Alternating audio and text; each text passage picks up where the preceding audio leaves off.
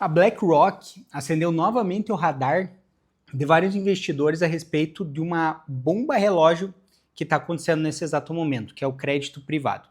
Para mim, isso vai explodir nos próximos meses e, com certeza, isso vai ser muito feio, vai gerar um pânico enorme dentro do mercado. Eu já fiz, acredito que, vários vídeos nessas últimas semanas relacionados ao crédito privado e como ele funciona.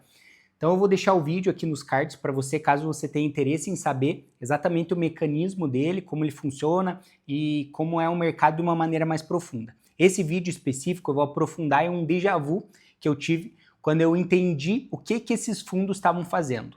Se você viu o filme A Grande Aposta, você lembra de um momento que o ator Steve Carell estava num restaurante com um japonês e ele ia perguntando algumas coisas para ele e basicamente quando ele respondeu a cabeça dele explodiu. É o que aconteceu com a minha quando eu entendi tudo o que estava acontecendo nesse momento. Chega a ser inacreditável o quão parecido é o que aconteceu antes da crise de 2008 com agora. Mas vamos lá, eu vou te explicar aqui. Talvez esse seja um vídeo mais técnico, mais longo, mas vai valer a pena para você entender que não tem mais jeito. A bomba vai estourar cedo ou tarde.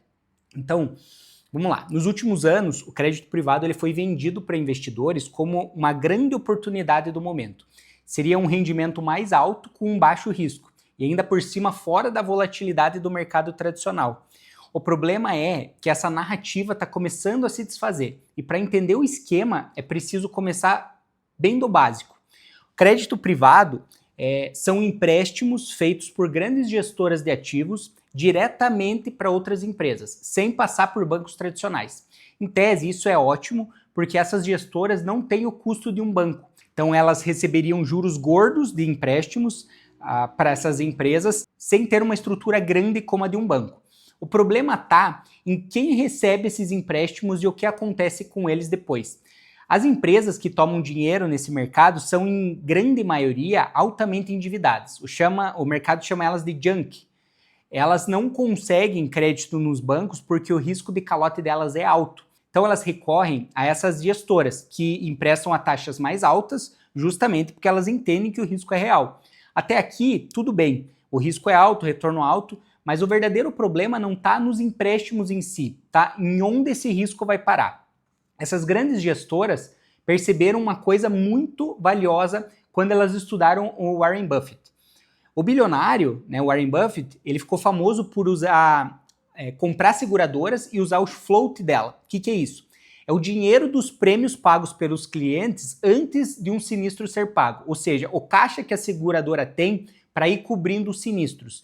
Ele é um capital de investimento barato, abundante, então você recebe o dinheiro hoje e só precisa devolvê-lo talvez no futuro. Só que enquanto isso, você investe esse dinheiro e remunera ele.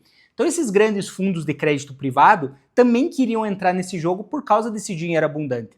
Então uma das gestoras, chamada Apollo, comprou a Athene.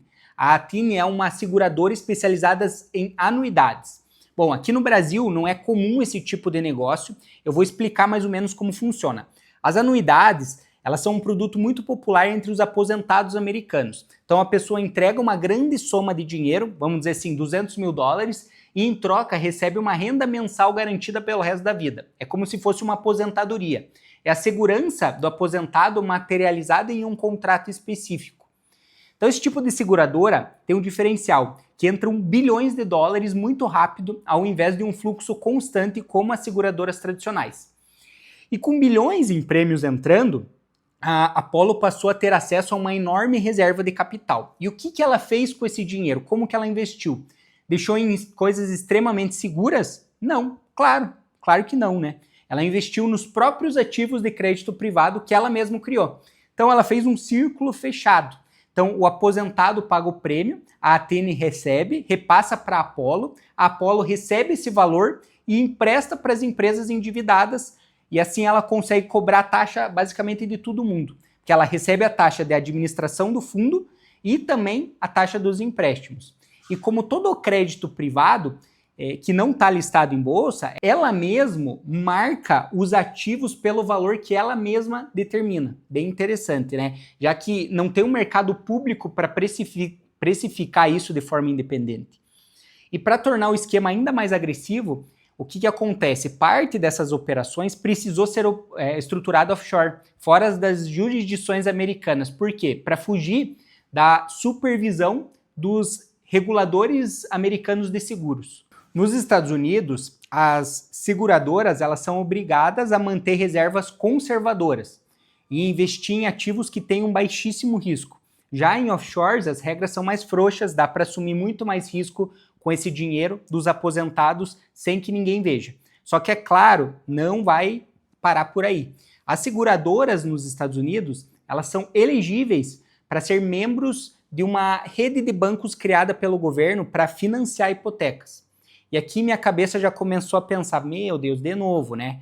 Bom, essa rede de bancos que tem sigla FHLB, os membros dela podem tomar empréstimos baratos usando os seus próprios ativos como garantia. Ou seja, vamos lá, aí que o esquema começa a ficar mais complexo. A gestora pode colocar ativos de risco dentro da sua seguradora, usar esses ativos para tomar empréstimos baratos do governo e usa esse dinheiro para comprar ainda mais ativos de risco dentro da sua própria gestora. Basicamente é uma alavancagem em cima de uma alavancagem de novo. Isso que eu estou falando já aconteceu, eu não sei como ainda não está tão grande na mídia. Caso você quiser pesquisar, aconteceu em Connecticut uma seguradora chamada PHL.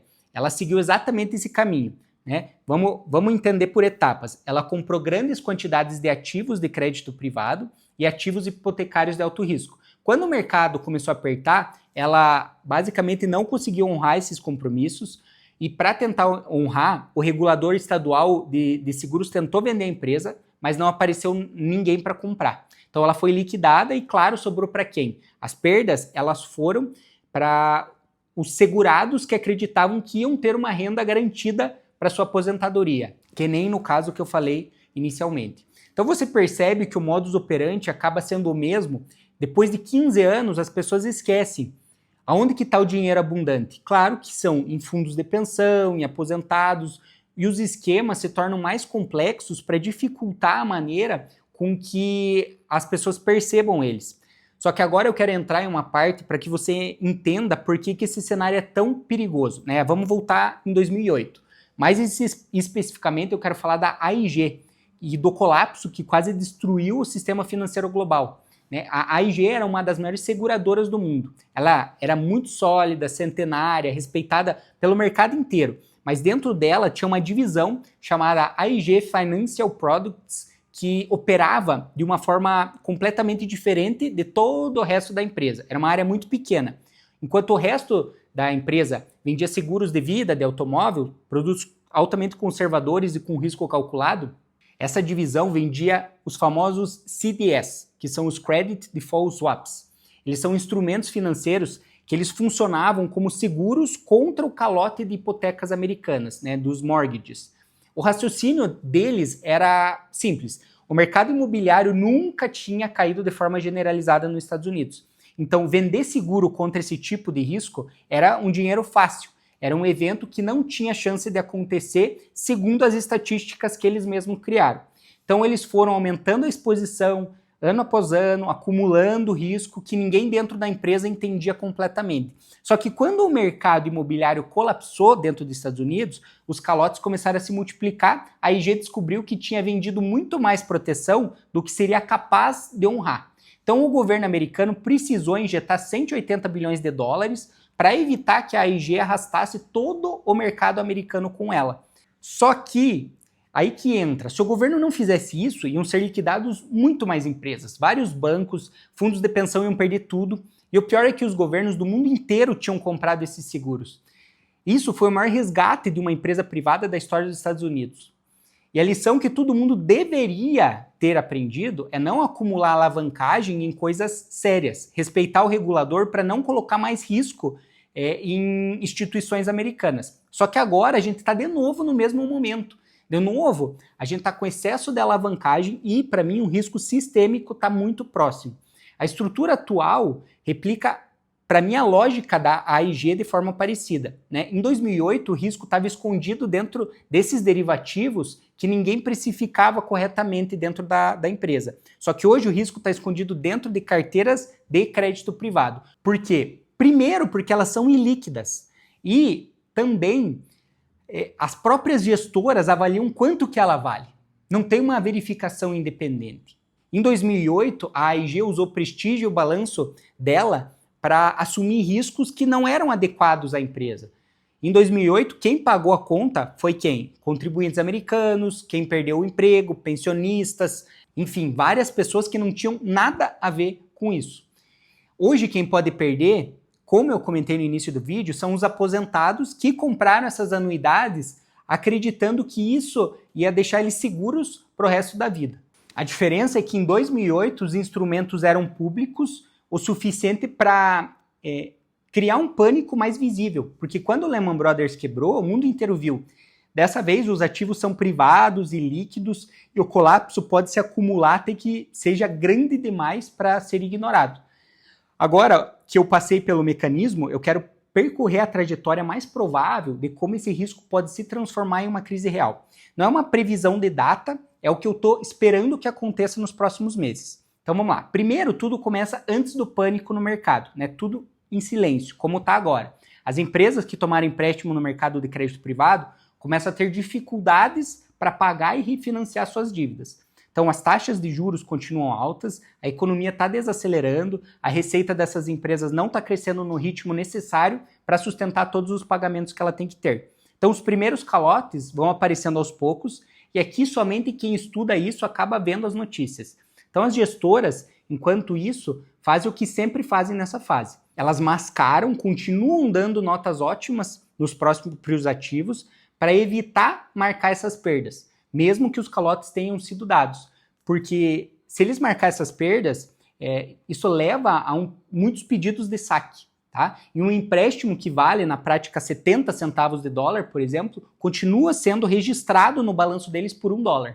E é exatamente o que cria a ilusão de que tudo está bem, enquanto a pressão está cada vez maior embaixo da terra. Depois que começa isso, a segunda fase, na minha visão, é quando um nome grande e conhecido começa a tropeçar. Tá? Pode ser uma gestora que precisa cortar o dividendo do seu fundo, pode ser uma dessas seguradoras offshore que começa a atrasar pagamentos, enfim, pode ser algum problema com uma gestora grande, que a gente já está vendo acontecer. Pode ser uma notícia talvez investigativa, que gera um escândalo, mas já planta uma semente. E aí os investidores começam a se perguntar, bom, se os ativos valem o que dizem valer, por que a empresa está com dificuldade? Bom, na minha visão, aqui que a gente está exatamente nesse momento. A gente já vê BlackRock, Blue Wall e Blackstone dando resultados bem complicados. Óbvio que elas são private equities, mas elas têm gestoras de fundos que estão começando a complicar também. E a gente está começando a ver que as pessoas já estão começando a pedir seus saques o tempo inteiro. Só que essas gestoras, elas têm um limite, né? Elas têm um gate, que eles chamam, que ele limita a 5% de retiradas por trimestre. Por isso que eu sempre digo que esses fundos são ilíquidos. Você não pode tirar na quantidade que você quiser e na hora que você quiser. E esse gate, ele também, de certa forma, ajuda o mercado, porque quando o mercado começa a dar esses sinais de estresse, o varejo sai numa pegada só. Por exemplo, no caso do Silicon Valley Bank, 40% dos depósitos saíram num dia, por isso que o banco quebrou. E quando os pedidos de resgate superam o caixa disponível das empresas, eles precisam ativar esses gates. Então, eles travam essa liquidez e limitam ou suspendem até os saques. Só que isso, para mim, é um sinal claro de que alguma coisa está muito errada. E agora, o que eu acho que vai acontecer a partir de agora, tá? Isso tudo que eu falei já aconteceu. A crise até aqui estava confinada no mundo privado, longe das bolsas. Mas as gestoras que administram esses ativos, elas têm ações listadas na bolsa. Quando os problemas nesse lado privado começam a ficar grande demais para esconder, as ações públicas dessas empresas começam a cair.